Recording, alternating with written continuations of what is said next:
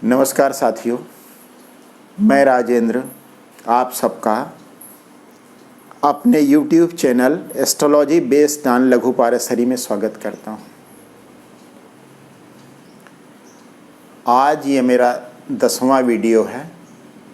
एक एक कदम चलते हुए हम सब यहाँ पे पहुँचे हैं। कोई भी सृजनात्मक कार्य एक एक कदम चल के ही होता है। भले ही हमें ये लगे कि बच्चे ही लड़खड़ाते कदमों से चलना सीखते हैं, सच्चाई ये होती है कि हम सब ऐसे ही कोई चीज़ सीखते हैं। और न केवल सीखते हैं, जब कोई कुछ बनाते हैं, कोई क्रिएटिव वर्क करते हैं, कोई सृजनात्मक कार्य करते हैं, किसी कंपटीशन की तैयारी करते हैं, कहीं नौकरी करते हैं, उसमें एक्सपर्टाइज डेवलप करना चाहते हैं, डॉक्टर बनते हैं और ऑपरेशन करना सीखते हैं, एक एक कदम ही चलना पड़ता है। उसी तरीके से एक एक कदम चलते हुए हम सब आज यहाँ पहुँचे हैं और ये 10वां वीडियो बनने जा रहा है। एक कहानी आज मैं आपके सामने रख रहा हूँ, क्योंकि ये टर्न है कहानी का। बुधवार का दिन और आज जो अपलोड करूँगा एक बहुत पुरानी कहानी जो आप सबने अनेकों बार सुन रखी होगी। शीर्षक है उसका सृजन और विध्वंस, बुद्ध और अंगुलमाली की कहानी। कहानी इस तरह से है, बुद्ध को उस जंगल से गुजरना था जिसमें अंगुलमाली रहता था।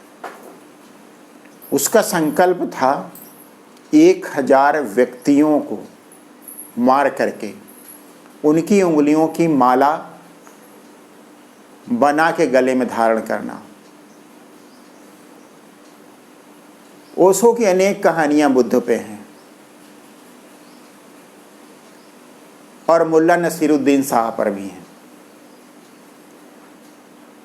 दोनों अलग अलग छोर पर खड़े हैं, लेकिन ओशो ने उनका बहुत अच्छा उपयोग किया है। मेरे पास ओशो जैसी क्षमता तो नहीं, लेकिन फिर भी मैं प्रयास करता हूँ। बुद्ध की ये कहानी कई बार ओशो ने अपने भाषणों में दोहराई है। बुद्ध जब निश्चित करते हैं कि उन्हें उस जंगल की ओर जाना है जिसमें अंगुलिमाली रहता है, और वो 999 आदमियों का वध करके उनकी अंगुलियों की माला पहन चुका है, 1000वें आदमी का उसको इंतजार है। उस समय तक यह स्थिति हो गई थी कि उसकी माँ भी अंगुलमाली से मिलने के लिए नहीं जाती थी। ओशो को कहानी सुनाने का स्टाइल बिल्कुल अलग है, बिल्कुल अलग शब्द होते हैं। ओशो ने अंगुलमाली के लिए जो शब्द इस्तेमाल किया, मुझे सुन के हंसी आई थी, और बाद में जब मैंने सोचा तो मुझे वो सही लगा। आश्चर्य हुआ, हंसी आई, बाद में वो सही लगा। उन्होंने कहा वो बहुत सीधा आदमी था। सीधे आदमी अक्सर इसी तरीके के गलत संकल्प ले लेते हैं। जब मैं छोटा था मैंने अनेक साधुओं को देखा था। लोग उत्साह में साधु बन जाते थे, सन्यासी बन जाते थे, और संकल्प किस तरह से लेते थे, जैसे लेट करके नहीं सोना है।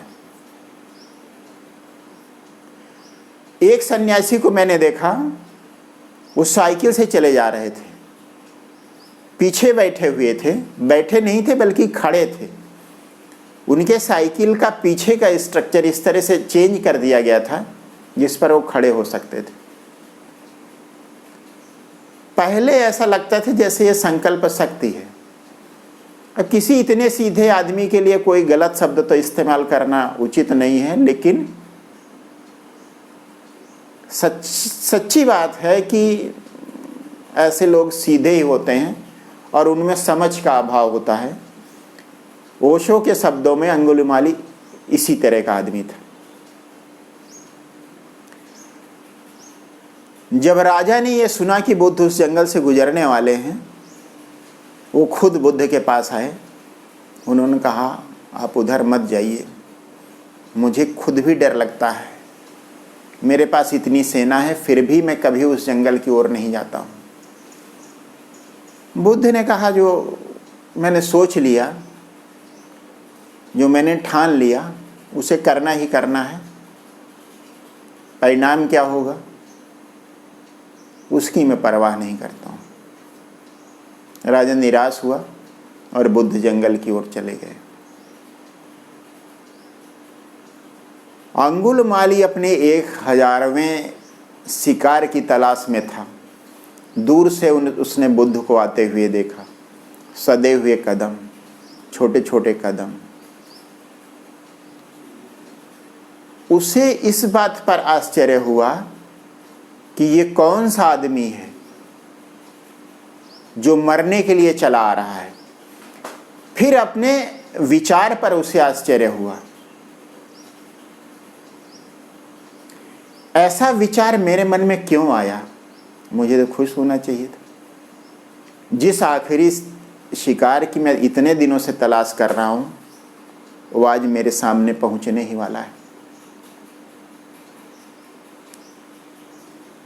उसने अपने विचार को वहीं रोका, सिर झटका और उठ के खड़ा हो गया अपनी कटार लेकर।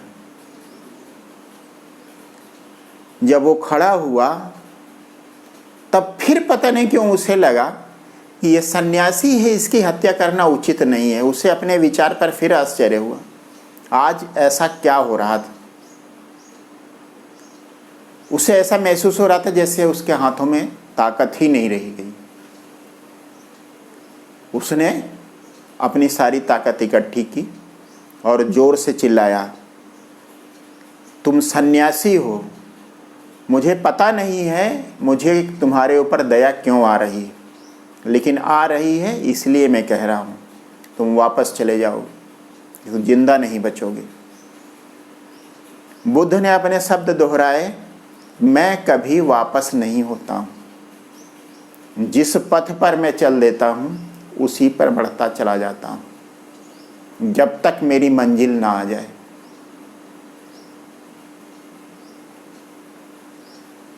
अंगुलमाली को और आश्चर्य हुआ।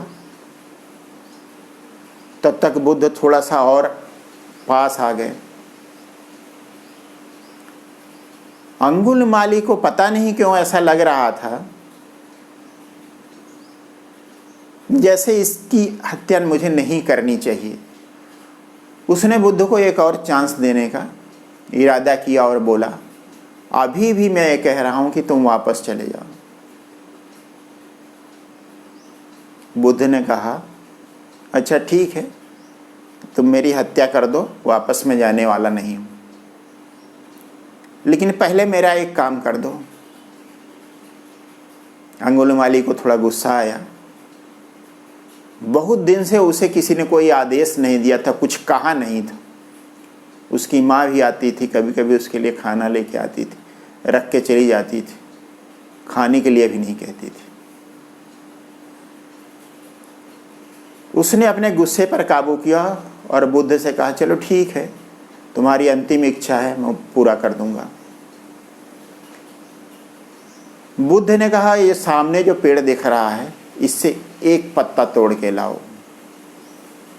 अंगुलीमाल की कुछ समझ में नहीं आ रहा था, लेकिन फिर भी उसने बुद्ध के आदेश का पालन किया।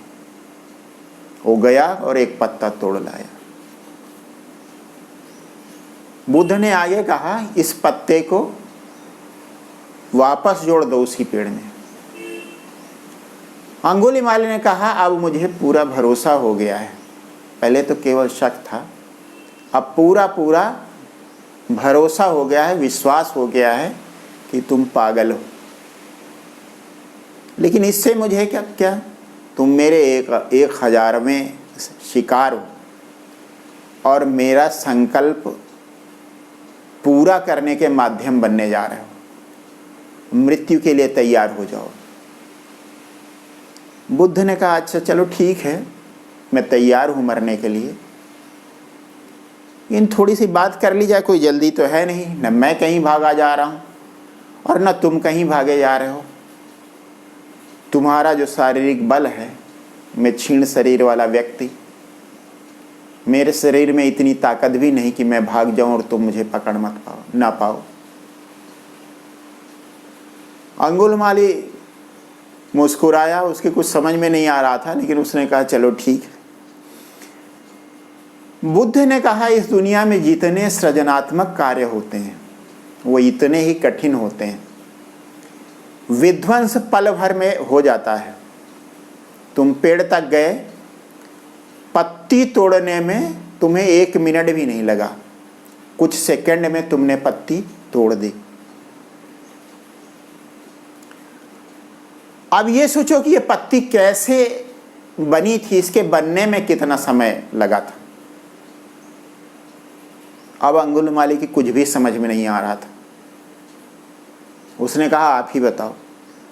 बुद्ध ने कहा सोचो पत्ती बनती कैसे है। पहले यहाँ एक छोटा सा बीज पड़ा होगा, उसके बाद उससे अंकुर निकले होंगे और अंकुर से कोई एक पत्ती निकली होगी, उसके बाद दूसरी पत्ती, तीसरी पत्ती, और ये जो पत्ती तुमने तोड़ी है ये 1000वीं है, लाख नंबर की पत्ती है, या इसकी गिनती सैकड़ों में की जा सकती है, कहा नहीं जा सकता। इसलिए सृजन पर जोर देना चाहिए और उसमें धैर्य रखना चाहिए, संकल्प उस दिशा में करना चाहिए, और उस संकल्प को करने के लिए जो धैर्य रखना चाहिए वो धैर्य उसी तरीके का होना चाहिए जैसा धैर्य अंगुलिमाल तुम्हारे अंदर है। तुमने एक व्रत लिया, जंगल में ऐसी जगह पे तुम आ गए जहाँ पर आदमियों ने आना बंद कर दिया। इस देश का राजा भी यहाँ नहीं आता, तुम्हारे भाई बहनों ने आना बंद कर दिया, तुम्हारी माँ भी अब नहीं आती। संकल्प तुम्हारा हो, धैर्य तुम्हारा हो, कार्य सृजनात्मक हो, ये दुनिया खूबसूरत हो जाएगी।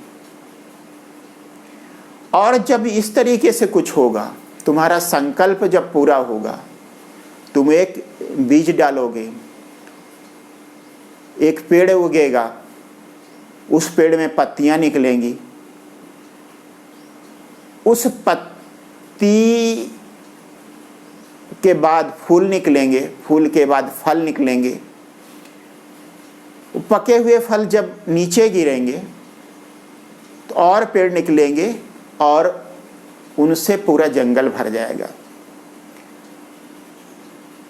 यह ऐसी अवस्था होती है जब व्यक्ति कहता है ये मैंने कुछ नहीं किया है, ये सारा ईश्वर का किया हुआ है, मेरा थोड़ा सा प्रयास, बीज का एक छोटा सा दाना, उससे छोटा सा अंकुर, एक पत्ती, एक फूल, उसके बाद और फिर इतना सारा जंगल।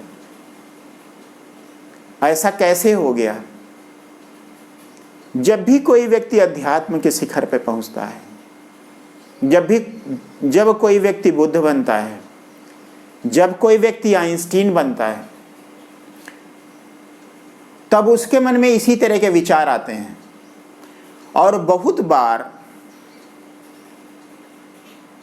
वह वैज्ञानिक जो ईश्वर को नहीं मानता, जब विज्ञान के ज्ञान से ओतप्रोत हो जाता है, ज्ञान के शिखर पर पहुंच जाता है, तब उसे लगता है कि मेरे वश में यह सब नहीं था। निश्चित रूप से कोई शक्ति है जिसने मुझे यहां पहुंचाया है। आज की कहानी मैं यही समाप्त करता हूं। आप सबने इसे धैर्य से सुना, मेरे चैनल को सब्सक्राइब किया, यदि नहीं किया तो अब कर दीजिए, इसे लाइक करिए और ऐसे लोगों के पास भेजिए जो आपके मित्र हों और आपको ये लगता हो इन कहानियों का कुछ मैसेज आपके उन मित्रों के जीवन पर कुछ फर्क डाल सकता है। एक बार फिर से बहुत बहुत धन्यवाद।